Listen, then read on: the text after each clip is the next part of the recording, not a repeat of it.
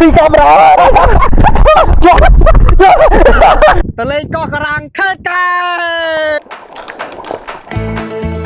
ទៅលេងសមុទ្រខេត្តកែបជើងនេះគឺប្លែកមែនតើសម្រាប់ខ្ញុំដែលខ្ញុំបានស្គាល់កោះថ្មីមួយទៀតហើយដែលអត់សូវមានអ្នកទៅសោះហើយកោះនេះគឺនៅជិតបកាយដែលយើងធ្វើដំណើរចេញពីខេត្តកែបទៅប្រហែលជា25ទៅ30នាទីនឹងទៅដល់ហើយកោះមួយនេះគឺពិតជាសម្បូរជីវៈចម្រុះមែនតើដែលយើងអាចហែលទឹកមើលផ្កាថ្មទៅរកក្តាមចាប់មឹកស្ទូចត្រីបើកថ្មរកខ្យងគឺពិតជាសប្បាយមែនតើមុននឹងចូលវីដេអូពេញអ្នកនរគ្នាកុំភ្លេចជួយ follow page OS Gallery មួយផងដើម្បីទស្សនាវីដេអូថ្មីៗបន្តទៀត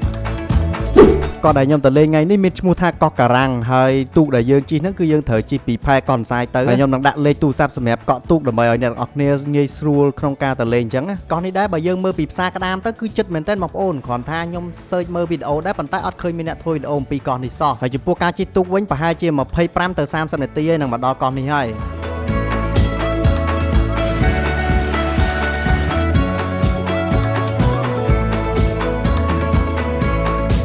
ជិះទូភ្លេចខ្លួនគយគុណ view មើលទេសភាពស្រូបវីតាមីនសមុទ្រហើយឥឡូវនេះគឺយើងបានមកដល់កោះហើយកោះនេះគឺពិតជាស្រស់ស្អាតមែនតើកោះនេះគឺយើងមើលពីលើទៅវាមាន2កណាត់ជាបងប្អូនហើយនិយាយពីថាទឹកលង្ខៀវផ្កាថ្មលងជុំវិញស្អាតហ្មងដោយសារយើងមកដល់នេះគឺថ្ងៃត្រង់ហើយអញ្ចឹងយើងបោះយន្តការដើម្បីស្ទូចត្រីនៅជុំវិញនឹងអញ្ចឹងតោះតែថ្ងៃរៀងឆេតិចម៉ោង1ម៉ោង2ទៅមេឃរៀងសតុំតិចទៅយើងចុះទៅងូតទឹកដើម្បីកុំឲ្យក្តៅពេកអញ្ចឹងគ្រាន់តែបោះយន្តការភ្លាមនៅគីគៀនកោះហ្នឹងបងប្រុសគាត់គប់បានត្រីរ៉ែមួយធំមែនតើនិយាយពីថានៅលើទូកនឹងហូរលើកជ្រាវហ្មងត្រីទី1នេះបើនិយាយពីខ្ញុំវិញនេះឲ្យតែឃើញគេបានត្រីធំនិយាយពីសបាយជាងស្ទូចបានខ្លួនឯងទៀតព្រោះខ្លួនឯងស្ទួយដែរបាទធំយ៉ាងសោះបានតែតូចហើយនេះគឺជាសមិទ្ធផលរបស់ខ្ញុំហើយបានតែប៉ុណ្ណឹងអត់ដែលបានស្គាល់រសជាតិត្រីធំគេសោះហើយស្ទូចក៏ចូលត្រីកពតមួយលំប៉ុណ្ណាណីស្ទូចត្រីរួចយើងក៏ចាប់ដើមអាំងត្រីនេះគឺជាសមិទ្ធផលដែលយើងស្ទូចបានណាគ្រាន់តែមកធ្វើមកស្ទូចអាំងហូបជុំគ្នាគឺខ្វះឲ្យបងប្អូនគ្រាន់ថាត្រីភាគច្រើនគឺប៉ុណ្ណឹងហើយនិយាយពីថាអាត្រីដែលយើងស្ទូចបានភ្លាមនិយាយពីអាំងទៅសាច់ផ្អែមម៉េចហើយបាទត្រីរ៉ែវិញខ្ញុំអត់ដឹងថាគេញ៉ាំឆៅបានទេណែបងតកងទូងគឺគាត់ភ្លាស្ដើងហើយខ្លះសេឲ្យតិចជ្រលក់ជាមួយវ៉ាសាប៊ីឬក៏ទឹកត្រីកោះកុងនិយាយពីថាឆ្ងាញ់ម៉ែហើយបើសិនជាអ្នកអរគ្នាអត់ចូលចិត្តរៀងស្រស់អាចបាញ់ភ្លើងរៀងឆ្អិនតិចមកហើយជ្រលក់មក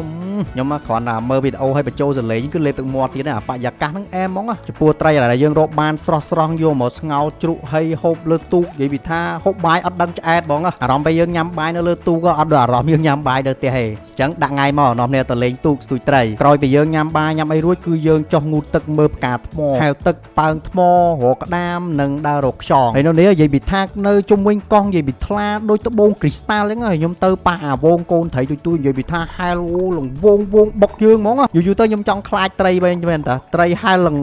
ដាំងមកបុកយើងហ្មងបើអ្នកទាំងអស់គ្នាមកជួបចំប៉ះវងត្រីយ៉ាងដូចខ្ញុំដឹងតែសប្បាយហ្មងយើងពាក់អាវ៉ែនតាហ្នឹងទៅនិយាយពីមើលទៅលងក្បែរយើងហ្មងលើកទី1សម្រាប់ខ្ញុំដែលខ្ញុំមកជួបទស្សនវិជ្ជាបែបហ្នឹងហើយហែលមើលផ្កាថ្មហើយអត់ដឹងថានៅចិត្តឆ្នេរកែបសោះមានកោះដែលអាចមានផ្កាថ្មស្អាតឡើងជុំវិញកោះចឹងយើងហែលទឹកមើលមានត្រីហែល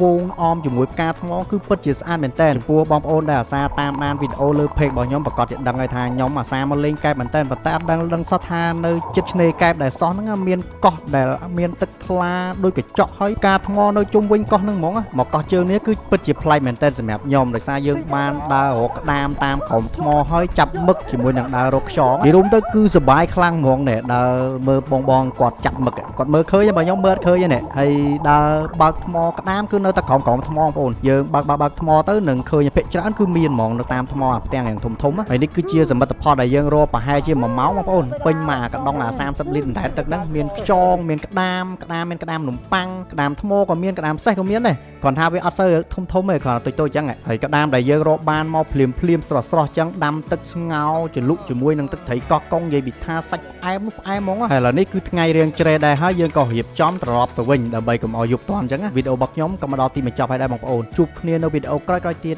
បាយ